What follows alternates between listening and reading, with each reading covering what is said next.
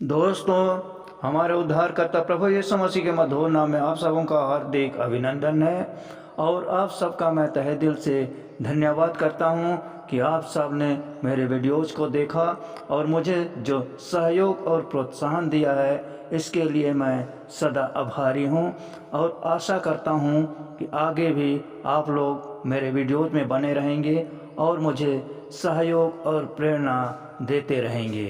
धन्यवाद। आइए एक वचन पढ़ते हैं। दूसरा इतिहास 1:10।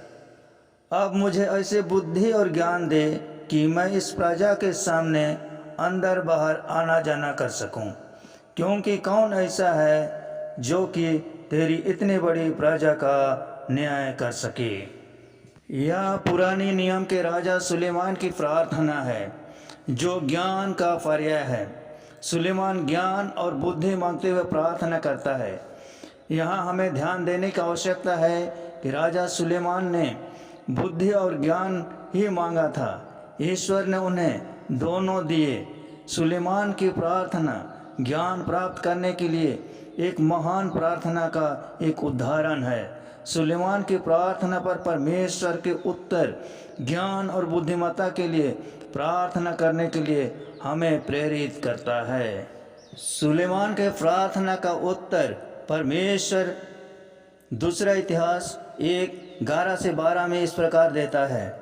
परमेश्वर ने सुलेमान से कहा, तेरी जो ऐसी मनसा है, अर्थात तो ना तो धन संपत्ति मांगा है, न ऐश्वर्य और न अपने बैरियों का प्राण और न अपनी दीर्घायु, केवल बुद्धि और ज्ञान का वर मांगा है, जिसे कि तू मेरी प्रजा का, जिसके ऊपर मैंने तुझे राजा नियुक्त किया, न्याय कर सके।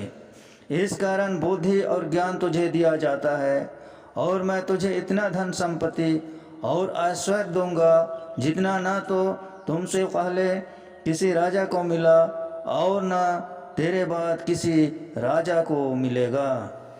यहाँ हम देखने पाते हैं कि सुलेमान के लिए परमेश्वर का जो उत्तर था वह एक रहस्य उद्घाटन था। परमेश्वर ने सुलेमान को न केवल ज्ञान और बुद्धि ही प्रदान किया, बल्कि उसने धन दौलत और सम्मान भी दिया। अर्थात परमेश्वर ने सुलेमान को बुद्धि और ज्ञान के साथ साथ धन संपत्ति ऐश्वर्य और सम्मान भी प्रदान किया। इससे यह पुष्टि होती है कि ज्ञान और बुद्धि हमारे जीवन में मुख्य चीज़ है। अगर हम परमेश्वर की इच्छा के अनुसार उसे मांगते हैं तो वह केवल ज्ञान और बुद्धि ही नहीं परंतु धन संपत्ति और सम्मान भी देता है। इसलिए नीति वचन 8:10 में सुलेमान कहता है, चांदी नहीं मेरी शिक्षा ही को लो और उत्तम कुंदन से बढ़कर ज्ञान को ग्रहण करो। आगे नीति वचन 4:7-9 में कहता है, बुद्धि श्रेष्ठ है, इसलिए उसकी प्राप्ति के लिए यत्न कर। जो कुछ तो प्राप्त करे उसे प्राप्त तो कर, परंतु समझ की प्राप्ति का यत्न घटने ना पाए। उसकी बड़ाई कर, वह तुझको बढ़ाएगी। जब तो उसे लिपट जाए तब तेरी महिमा करेगी। वह तेरे सिर पर शोभायमान भूषण बांधेगी और तुझे सुंदर मुकुट देगी।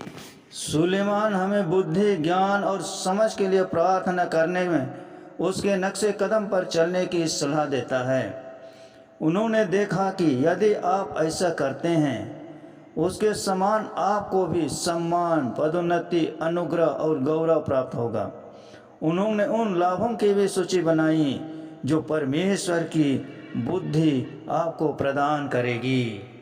नीति वचन 3:13-18 में सुलेमान कहता है कि क्या ही धन्य है वह मनुष्य जो बुद्धि पाए और वह मनुष्य जो समझ प्राप्त करे, क्योंकि बुद्धि की प्राप्ति चांदी की प्राप्ति से बड़ी और उसका लाभ चोखे सोने के लाभ से भी उत्तम है। वह मूंगे से अधिक अनमोल है और जितनी वस्तुओं की तू लालसा करता है उनमें से कोई भी उसके तुल्य न ठहरेगी। उसके दाहिने हाथ में दीर्घायु और उसके बाएं हाथ में धन और महिमा है। उसके मार्ग मन भाव है और उसके सब मार्ग कुशल के हैं। जो बुद्धि को ग्रहण कर लेते हैं उनके लिए वह जीवन का वृक्ष बनती है, और जो उसको पकड़े रहते हैं वह धन्य है।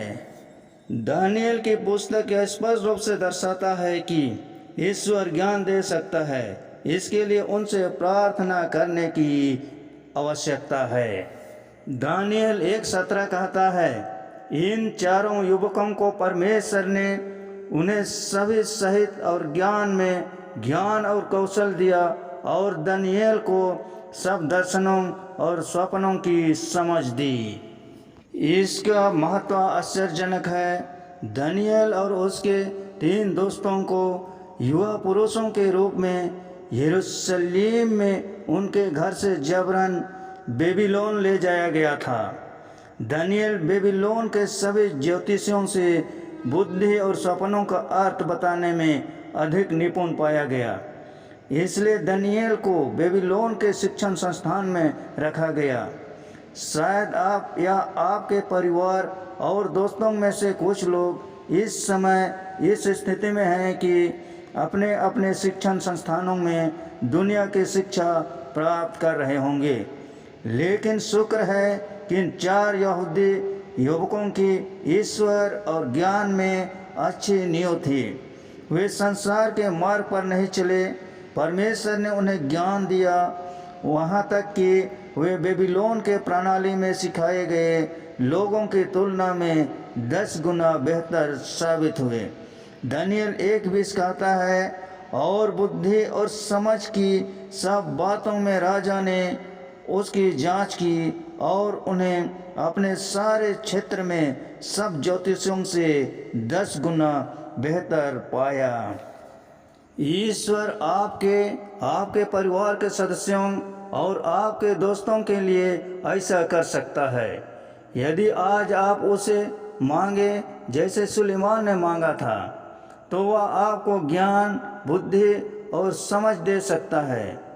विश्व व्यवस्था द्वारा शिक्षित लोग कभी भी ईश्वर के ज्ञान से प्रतिस्पर्धा नहीं कर सकते हैं, और जब आप जीवन जीने के लिए उनकी बुद्धिमत्ता और ज्ञान के शब्द की उनकी समयबद्ध अभिव्यक्ति को जोड़ते हैं तो आप विजेता हैं, चाहे आप उसे कैसे भी देखें। आइए हम भी कभी भी दुनिया, इसकी व्यवस्था या इसकी शिक्षा से भयभीत ना हो। आइए हम सब ईश्वर से ज्ञान, बुद्धि और समझ मांगे। अगर आप बिना किसी संदेह के विश्वास के साथ मांगे, और यदि हम प्रभु को जानने के लिए अनुसरण करते हैं, तो समय के साथ वह धन, संपत्ति और सम्मान बढ़ाएगा। इससे भी अधिक आश्चर्यजनक बात क्या है, एक बार ज्ञान और बुद्धि प्राप्त होने पर उसके साथ सम्मान, पदोन्नति, अनुग्रह और महिमा भी बढ़ेगी।